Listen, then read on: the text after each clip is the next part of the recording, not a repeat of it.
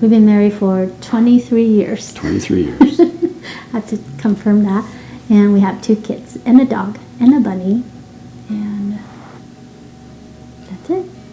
I feel like if you were gonna, as you date, you will find if you're compatible. You need to be, my feeling is you need to be compatible to a certain point, but you don't have to have the exact same interests. You don't need to, it's great if you do. It's great that if you two both enjoy the same hobbies, that you can naturally spend more time together doing the same thing and have more things to talk about. But I feel like hobbies change as you grow older. Your focus change. You want to do different things. I was never a fisherwoman. I don't think I ever will be, which is okay. Frank made me feel like it's okay. You don't have to love what I love. But I feel like I can enjoy myself and be with him while he's out there fishing. So before kids, I would bring a chair and bring a book. He would just be fishing and I'll read. And that's something I enjoy doing. So at the end of the day, we have a great time together and we spend it how we both want. Christine and I came from very different backgrounds, but very different interests overall. The things I think that we really enjoyed doing. And there was a time early in our marriage where that was a little bit of a sticking point because I was working hard so she could go to school, and when I had free time, I wanted to do the things that I liked, right?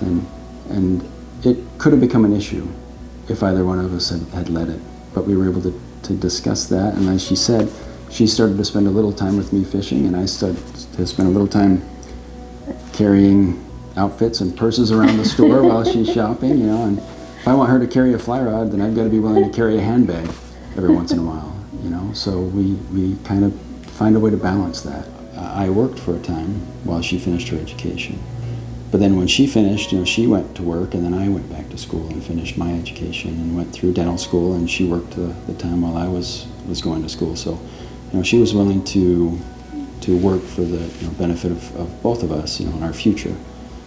So trying to do that for each other, I think, has been helpful.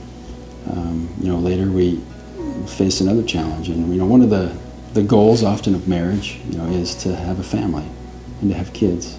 So we were married for 12 years before we had children, and not that we didn't want children, although we did enjoy the time together, the growth and the relationship that developed in those 12 years.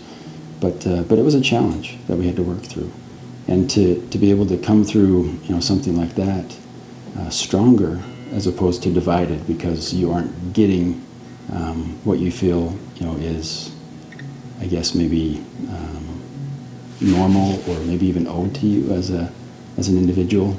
Some people have a feeling of entitlement, and it's easy to feel that way when you're not receiving something that everybody around you is. We talk about sacrificing for each other, and a lot of times when you're in the midst of your struggle, it's hard to see what the other person is doing for you. And I fell into that before too. And when I learned to take a step back, to listen to him and to, put him first and trying to see what he's doing for me in the background silently, and that just makes me appreciate him even more.